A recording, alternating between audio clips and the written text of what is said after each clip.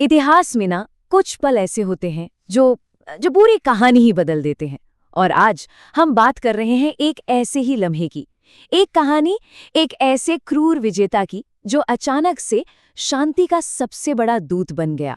पर सवाल ये है, क्या ये बस दिल बदलने की बात थी, या फिर इसके पीछे कोई बहुत गहरी, सोची समझी राजनीतिक चाल थी? तो आइए इसे गुत्थी को सुलझाने की कोशिश करते हैं।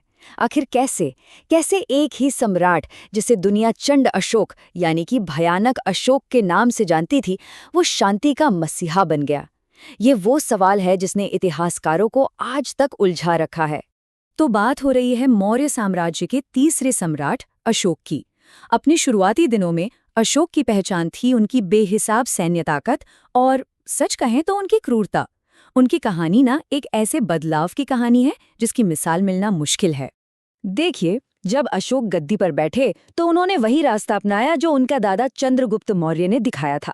साम्राज्य का विस्तार हर कीमत पर। उनका बस एक ही सपना था, पूरे भारतीय उपमहाद्वीप पर मौर्य झंडा फहराना। और इसके लिए वो कोई भी हद पार कर सकते थे। बस इसी जिद ने कलिंग के युद्ध की जमीन तैयार कर दी। तो साल था 261 ईसा पूर्व। अशोक ने अपनी विशाल सेना के साथ कलिंग पर हमला बोल दिया। कलिंग मतलब आज का उड़ीसा। अब देखिए, कलिंग उस वक्त कोई छोटा मोटा राज्य नहीं था। बिजनेस के लिहाज से और सामरिक नजरिए से भी ये बहुत जरूरी था। मतलब जिसने कलिंग जीत लिया, समझो समुद्री रास्तों पर उसका कब्जा हो गया। लेकिन ये जीत एक बहुत ही भयानक कीमत पर मिली। और सबसे हैरान करने वाली बात जानते हैं क्या है? ये जो आंकड़ा आप देख रहे हैं ना, 1 लाख, ये किसी और ने नहीं बल्कि खुद अशोक ने अपने शिलालेखों पर लिखवाया है। 1 लाख लोग मारे गए। जरा सोचिए, उस जमाने की आबादी के हिसाब से ये कितना कितना बड़ा नरसंहार रहा होगा। ऐसा था मानो एक पूरी की पूरी पीढ़ी ही खत्म हो गई हो। और तबाही सिर्फ यही नहीं रुकी। 1 लाख तो वो थे जो मारे गए। इसके अलावा 1.5 लाख लोगों को बंदी बना लिया गया। सोचिए, उन्हें उनके घरों से, उनकी जमीन से उखाड़कर कहीं और भेज दिया गया। ये सिर्फ नंबर नहीं है, ये 1.5 लाख उजड़े हुए परिवारों की, टूटे हुए सपनों की कहानियां हैं। कहते हैं कि ये लड़ाई दया नदी के किनारे लड़ी गई थी, और उस लड़ाई के बाद नदी का पानी खून से लाल हो गया था। इस मंजर ने अशोक को अंदर तक हिलाकर रख दिया। और यही वो पल था जो न सिर्फ अशोक की बल्कि पूरे मौर्य साम्राज्य की किस्मत बदलने वाला था। तो जो कहानी हम सब ने सुनी है वो यही है कि युद्ध के मैदान में वो लाखों लाशें देखकर, वो खून खराबा देखकर अशोक का दिल बदल गया। उन्हें अपनी जीत से ज्यादा उस जीत की कीमत पर पछतावा होने लगा। और इस बात का सबूत खुद अशोक के शब्दों में मिलता है। उनके एक शिलालेख में लिखा है कि कैसे एक जीते हुए देश में लोगों का मारा जाना देवताओं के प्रिय यानी खुद अशोक को बहुत ज्यादा दुख देता है। सोचिए, एक सम्राट, एक विजेता खुलेआम अपनी गलती मान रहा था। ये इतिहास में बहुत बहुत बड़ी बात थी। लेकिन क्या कहानी इतनी ही सिंपल है? क्या इतना बड़ा सम्राट अपनी पूरी पॉलिसी सिर्फ पछतावे की वजह से बदल सकता है? यहीं पर इतिहासकार थोड़ा रुकते हैं और सवाल उठाते हैं। वो इस कहानी के पीछे कुछ और भी वजहें तलाश रहे हैं। इस पूरी पहेली का जवाब शायद खुद अशोक के उन पत्थरों में छिपा है जिन पर उन्होंने अपने संदेश खुदवाए थे। देखिए, ये जो शिलालेख थे ना, ये सिर्फ अशोक की पर्सनल डायरी नहीं थे।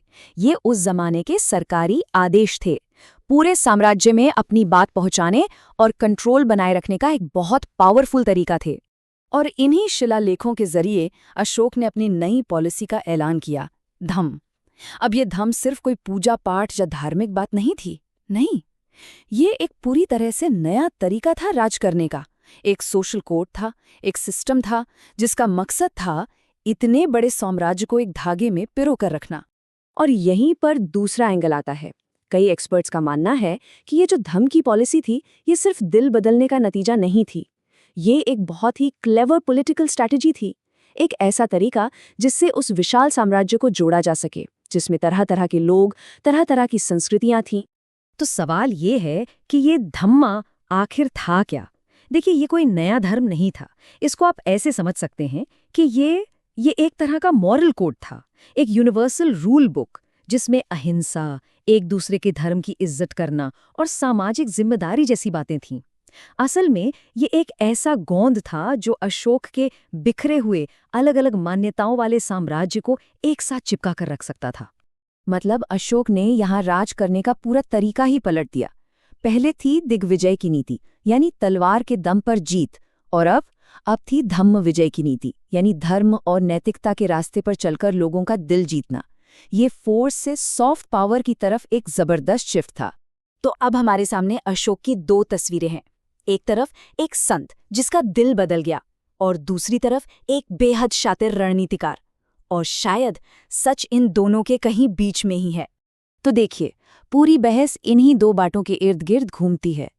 क्या ये एक पर्सनल ट्रांसफॉर्मेशन था जो कलिंग के खून खराबे को देखकर पैदा हुए पछतावे से निकला, या फिर ये एक पॉलिटिकल जरूरत थी, एक चतुर राजा का तरीका अपने बिखरते हुए साम्राज्य को एक साथ रखने का? वजह चाहे जो भी रही हो, इस बदलाव का असर बहुत बहुत गहरा हुआ। अशोक की इस नई नीति की वजह से साम्राज्य में करीब 40 साल तक कोई बड़ा युद्ध नहीं हुआ। शांति आई, सड़कें बनी, अस्पताल बने, और अशोक की वजह से ही बौद्ध धर्म भारत से निकलकर पूरे एशिया में फैल गया। तो आखिर में सवाल वही आके रुकता है, अशोक कौन थे? एक संत जिसे युद्ध से नफरत हो गई थी, या एक रणनीतिकार जिसने ये समझ लिया था कि असली जीत तलवार से नहीं बल्कि दिलों को जीतकर मिलती है? शायद वो दोनों ही थे, और यही बात अशोक को इतिहास का इतना दिलचस्प और महान किरदार बनाती है।